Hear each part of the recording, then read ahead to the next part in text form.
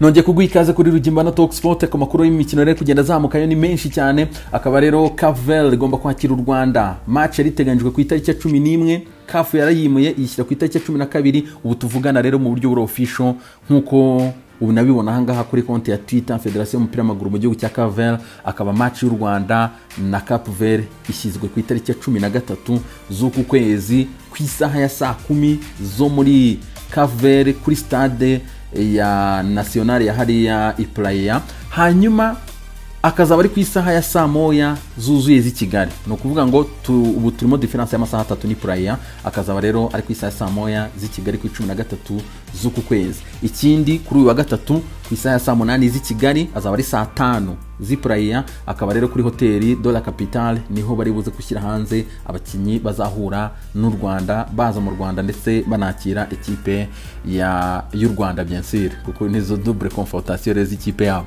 Ikindi nuko umusifuzi w'umunyagana Daniel Nilaya akari uzasifura rero iyi match nkuko CAF yamaze kumukonfirima. Hanyuma uyu musifuzi kandi nkwibutsa ko afite imyaka 33 kabisa cyane mu jeune rero kugurukana n'aba basore kabisa. Izaba ari show hatari ni ku 13 z'uku kwezi ku isaha ya saa moya z'i Kigali nibwo Cavel izabikina n'u Rwanda.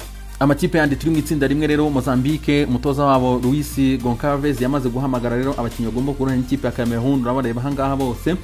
Ari nako kandi umutoza wa Cameroon Antonio Conceição nawe uyu munsi yamaze gushyira hanze liste y'abakinnyi bagomba guhura n'ikipe ya Mozambique. Match kazabera i Douala muri iri tsinda rya F birumvikana.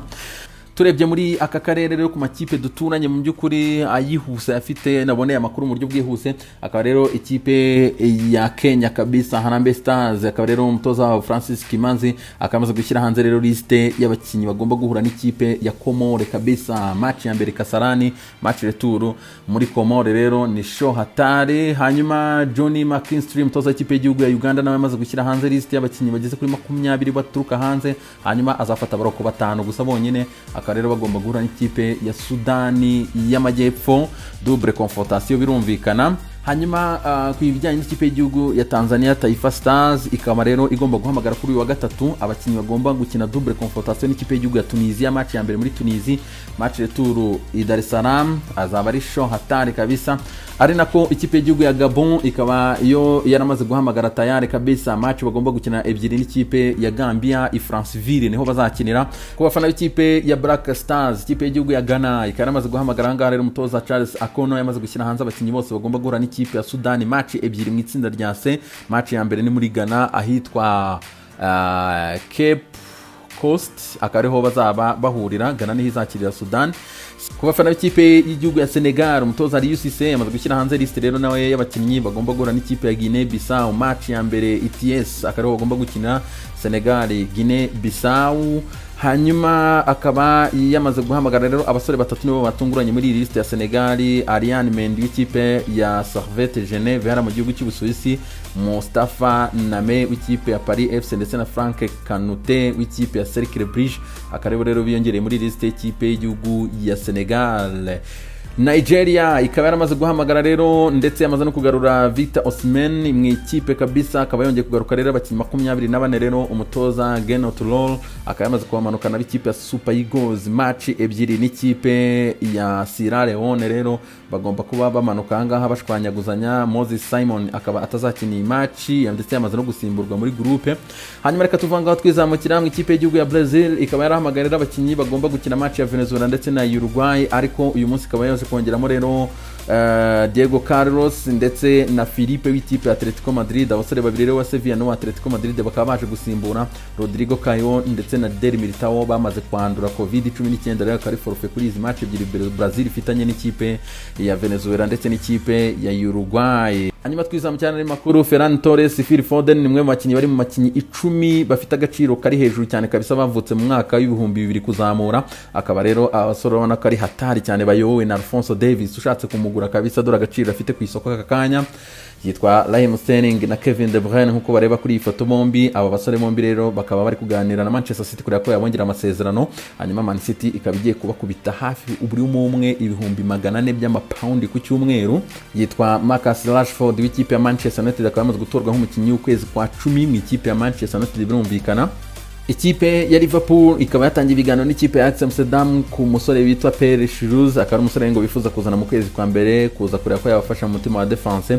Hanyuma Blackburn Rovers yongeye gusinyisha umusore waretswe n'ikipe ya Middlesbrough akayitwa Stuart Downing.